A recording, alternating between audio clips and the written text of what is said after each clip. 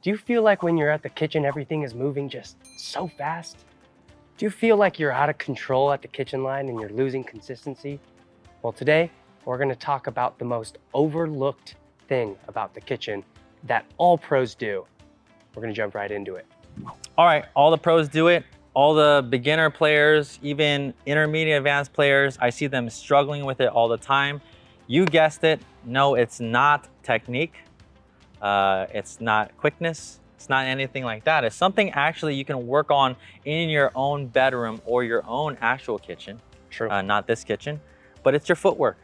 It's your footwork. Now, before you click off, I know you're gonna hear the word footwork and then you're gonna want, oh, I don't need footwork help. But I'm so good at footwork. yeah, at the end of the day, Kaden, what we see so many players missing balls, popping them up into the net, not being able to control the ball because of their lack of footwork. Absolutely. So this video, we're gonna dive deep into the preferred footwork here up at the non-volley zone line. And you're not only going to use this footwork to get to balls, but you're also gonna be using this footwork as you're shading and sliding to help cover your partner as well. The shuffle step, super important. There's 3 types of footwork patterns or footworks that I use here up at the non-volley zone line. We're gonna talk about the shuffle step, which is the most common. The other 2 is going to be more of a lunge step where I'm just taking one foot out like this. And then the other one is going to be a cross step where I'm stepping across my body and getting set up for a dink. But we're not gonna talk about those 2 today. We're gonna talk about the shuffle step, the most efficient footwork pattern, okay? So here up at the non-volley zone line, we know that we're going to be up here. We wanna be up here in a strong position, but because I'm covering, you know, this whole side in doubles, or sometimes a little bit more, sometimes a little bit less, I'm going to have to move laterally to my left and right to get that contact point out in front. So how do I do that efficiently? That is with the shuffle step. So we're gonna show you here, as I'm dinking up here, obviously I wanna get my contact out in front of my body, in front of my hips, and we're gonna talk about that in a bit. But what you can see now is I'm using my shuffle step to move to my left and towards my right so I can get this contact out in front of me in a more comfortable position. So now we're gonna break it down and Caden's actually gonna explain how he does it. So the most common mistakes that I find in the shuffle starts with your ready position. If your feet are not wide enough, it's going to feel like you have to take a step with the outside leg, all right? Your first initial step is always going to be with your inside leg, all right? Which means if I need to go right, I will always start with my left, and if I need to go left, I will always start with my right. Okay, and like I said, that starts with your ready position. So my ready position, my feet are going to be a little bit wider than my shoulders. And from here, once I need to push off, I shouldn't be pushing off with the outside leg, but I'm gonna start by pushing off with my inside leg, bringing it as close as possible to this leg, and then I'll be extending out with the leg that I need to move out with. All right, so it should look something like this. Good, Caden. All right. Good. Now, if I need to go to the opposite side, I'm pushing off with my right leg. I'm pushing, and then I can extend out with my left leg, and that will be right here. All right, now notice I'm not clicking my feet. My feet are not necessarily coming together. I just want them to be as close as possible so I can then kind of extend with my outward leg to now have the length to get to that ball that I need to get to. Yeah, really good, Caden. Let's put you back in that stance, actually. A lot of people, believe it or not, I guarantee you 50% of you are not gonna be able to do this efficiently off the bat, or you're gonna go out there and try it. Actually, when you're watching, try it right now and see if you're going to your right, if you're starting with your left foot, and if you're going to your left, if you're starting with your right. If not, we're going to have to, you know, do some drills and to really enforce that and to get your right leg moving over. One of the things that I like to do, and I kind of explain it this way. So let's get you in the middle of your side, Caden, right there. Okay.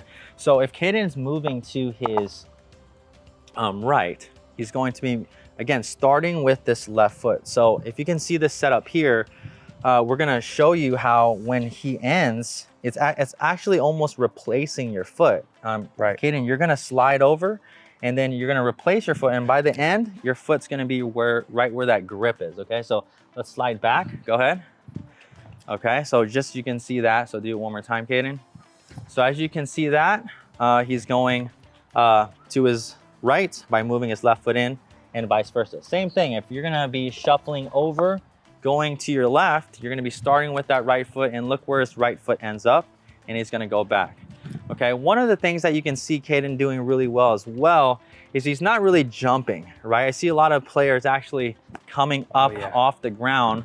I want you to have like a visual if you were have like or balance a cup on your head or something like that. If you had something up there, you wanna shuffle over and stay fairly low so that it's actually quicker and more efficient. So when you see Caden shuffle over using the shuffle step, he stays low, he's engaging his core a little bit, and he's in a low stance, and that's how you can get to the ball really quickly.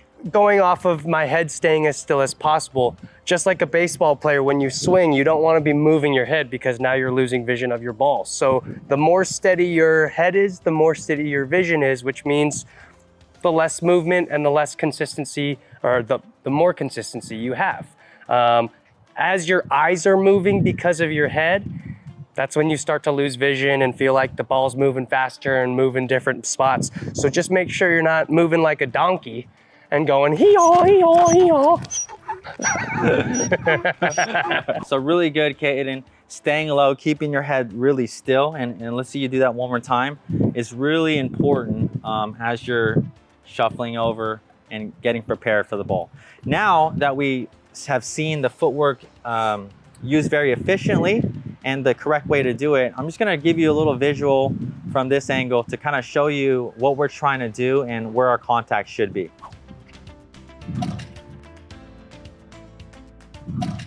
All right, so the reason that we move our feet is to gain a better positioning and get the contact, our contact point, more out in front of us. So what does out in front mean? So from this camera here, you can kind of see that this ball is out in front. It's out in front of me, right? This is where I want to hit my backhands and my forehands. If it gets behind me like this, then that's not good, right? Or even worse, back here. From this camera, hopefully you can see this ball is also out in front of me, right? It's in front of my hips. So Caden explained it this way. I like and I use it now, getting this ball in front of here. The further it goes outside, you can see this is way outside my hips.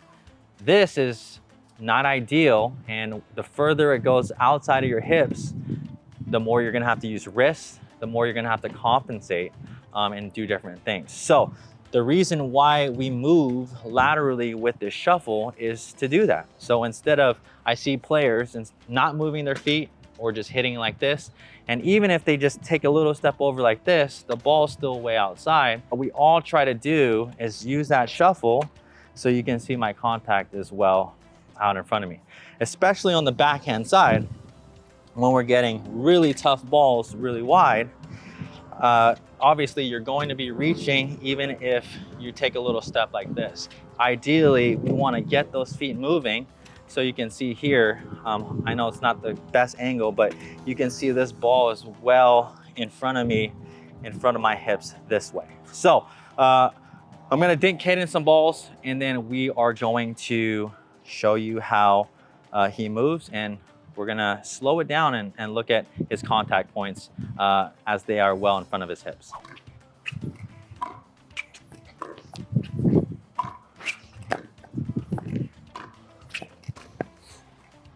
Good. Caden. Good. Good. Good. All right, so just like you saw Caden there, he's moving his feet really efficiently, and he's doing it really early. Now we're gonna talk about the angle shuffle step, which you're going to be using probably just as much. All right, so now that we talked about the shuffle step, you're gonna be using this all the time, moving left and right laterally. There are times where we get actually pushed off the line, maybe in dink rallies cross court, or if someone is hitting balls more at our feet, we are going to have to create some space off the line. And this is, I think, something that Caden does really well. We're going to see his footwork. But when we talk about the shuffle, just going to our right, Let's say we're going to our right, moving our left foot in like this.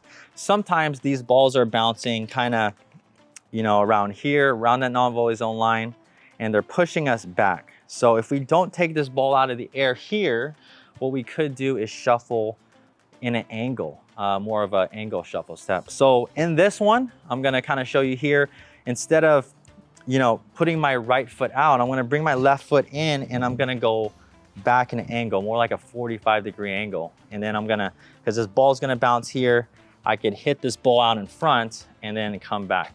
So that's what it's gonna look like from here to here. And then from the, or on the backhand side, the same things. A lot of times we get dinks that are pressing us here close to the line here. And if we shuffle out, I see a lot of players doing this too, actually. If I shuffle out just laterally here, I'm gonna be forced into a really tough ball or a half volley, hitting the ball right off the bounce. That's not typically what I want. So what I'm gonna do from this position is I'm gonna shuffle my right foot over, and then I'm going to go back kind of in a 45-degree angle, do an angled shuffle with my left foot. So it's gonna look like that, okay? So this is also another footwork pattern that you're going to be using all the time. Now I'm gonna dink Caden some balls and he'll show you how it's done.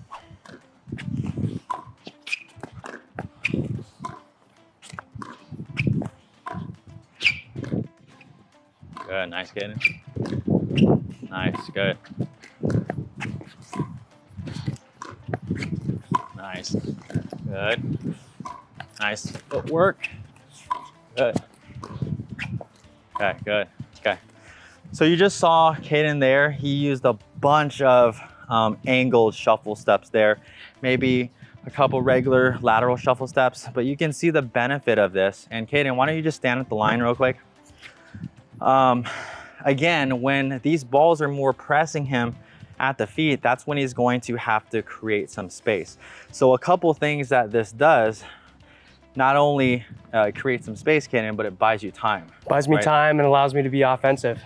Yeah, so another thing too, this is what I like to say, and when I'm kind of teaching dinks and working with different players, when you're volleying and taking dinks out of the air, right? So let's say like this, okay, I want you to just take your dinks, all these out of the air if you can, okay?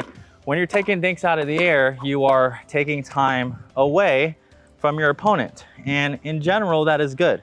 Taking time away is a good thing because it gives them less time to set up. But as soon as I let the ball bounce, or as soon as Caden lets the ball bounce, he's actually not worried about their time anymore. You're actually, you should be worried about buying yourself the most time as possible so that he can set up for the most optimal shot as possible. Right. Anything you want to add, Caden? No, absolutely. I think the biggest thing, right, is with my setup of my feet and my shuffle and taking that step back to give myself time, it allows the contact point. So not only am I being more consistent, but I'm also able to locate with my balls, right? If I have a ball out here, there's a good chance all I'm telling myself here is, oh, I hope I get this ball over the net. If I'm in a position where the ball is in front of me, I have space, I have time, I can now start to consider for myself where I want to place this ball back. So offensive doesn't necessarily mean hitting the ball hard, but now being able to put the ball in a place where I want with intent behind it as well.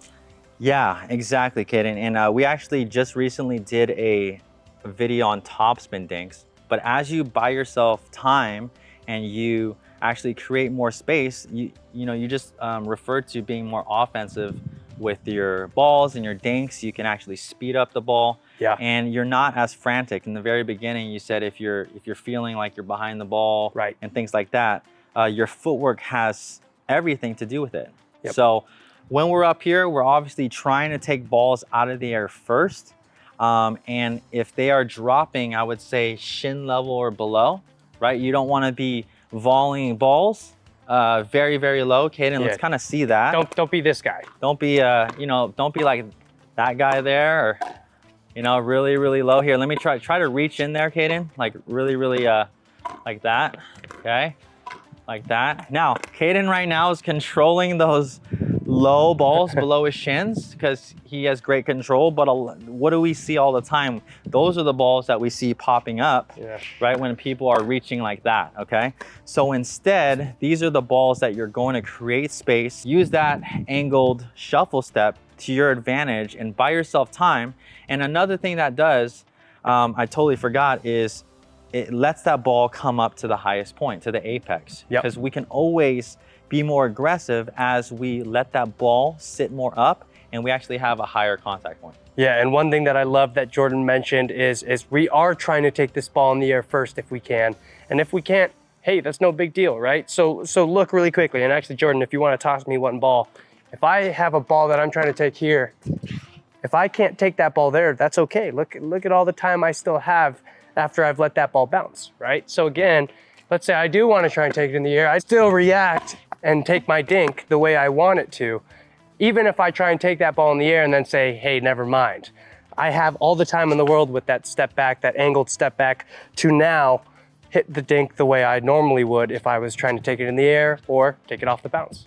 Yeah, really good stuff, Caden. The last thing we're gonna do is we're gonna show you a live rally back and forth, and we're gonna kind of just show you our different footwork patterns, how we both use the shuffle and the angled shuffle step, and then we'll just talk it through. All right, now we're gonna show you exactly what it would look like utilizing these shuffle steps and also the angled shuffle step, okay? We're gonna be looking to take the ball out of the air, but when we need to, when the ball is bouncing very close to our feet, pressing us at the feet, we're going to create space with our footwork. Hopefully it's very clear. You can see it. Every top player will use it and do it this way. Here we go. All right, first of three. There you go. I'm winning this all day. You know the drill.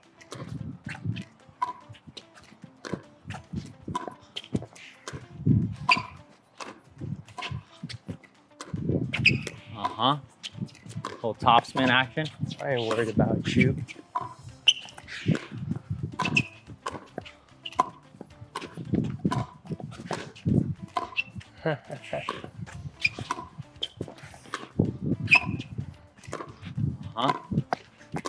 Ooh, a little force me into a little half volley there, huh? Oh. Nice. Little angled step, angled shuffle there. Half volley there, not the greatest, out of the air. You know I don't miss dinks. Oh.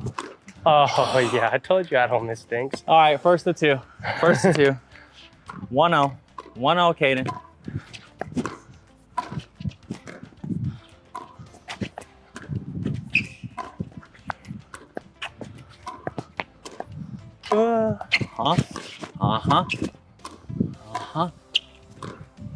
I don't miss dinks. I just don't do that. Oh, that's a bad take by me, but that's okay. Ah! All right. First of two. Here we go. Game point. Game point. Try to do. Oh, man. Choke artist. All right. I know it's really sunny. That's the shuffle step, angled shuffle step. Again, all the professionals move this way. Last thing I forgot to mention is when you're moving off the ball, right? When you have a partner and let's say there's dinking going around, this is the way you're going to be moving when you're shading and covering the court. So it's not only essential, like I said in the beginning of the video, to get to the ball, but it's essential to actually cover the court as well. Thanks so much for watching. Keep practicing that video. Leave a comment below if you're struggling with your feet. If you're struggling with your feet, it's okay to struggle with your feet. It's okay. Just be better. Be better. Do some drills at home, and we'll see you in the next video. We love you guys.